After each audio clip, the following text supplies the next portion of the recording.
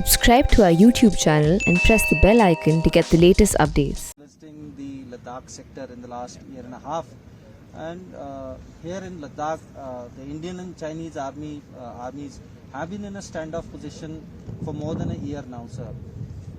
What is the situation now, and by when do you think the last remaining friction point in Hot Spring would be can be addressed and resolved? The situation now over the last 6 months or so has been quite normal. As you're aware, the talks have been going on for more than a year now. We had the 12th round of talks last month, and we are hopeful to have the 13th round of talks very soon, perhaps as soon as next week, that is the second week of October. We are confident that as we discuss things with each other, and we will be able to reach consensus on how this disengagement is to take place, and by all the friction points will get resolved. Even when the talks had started, people were doubtful whether talks would resolve anything, but I'm of the firm opinion that we can resolve our differences through dialogue, and that is what has happened over the last few months. So I'm very hopeful that we will be able to achieve some results.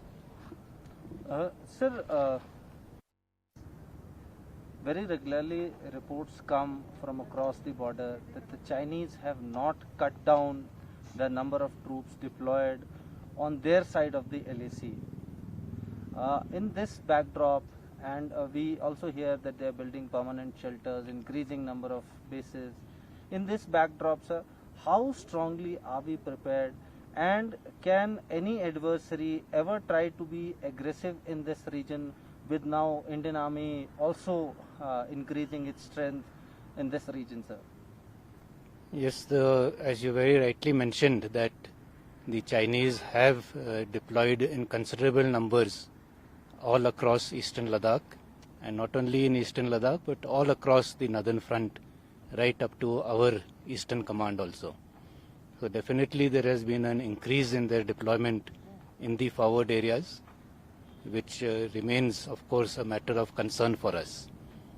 But we are regularly monitoring all their movements, and based on whatever inputs we get, we are also carrying out matching developments both in infrastructure as well in terms of the troops that are needed to counter any threat. So we are, I think, at the moment quite well poised to meet any eventuality. Early this year, when talks with China were on, at that same time we saw that both the Indian and Pakistan army agreed on ceasefire on the LOC. Now, till very recently that was holding, and infiltration attempts were almost negligible. What is the situation now, sir, with repeated infiltration attempts being made in recent past, and is the ceasefire agreement still on, and is the Pakistan army helping the terrorists in all these attempts to cross over to India? Well, the ceasefire understanding was reached towards the end of February, and from February till almost end June, beginning July, there were no ceasefire violations whatsoever. But of late, there have been increased infiltration attempts which were not supported by any ceasefire violation. But in the last week or 10 days, there have been now 2 ceasefire violations also. So definitely it shows that the situation is not static and is now regressing to what it was earlier, pre-February days.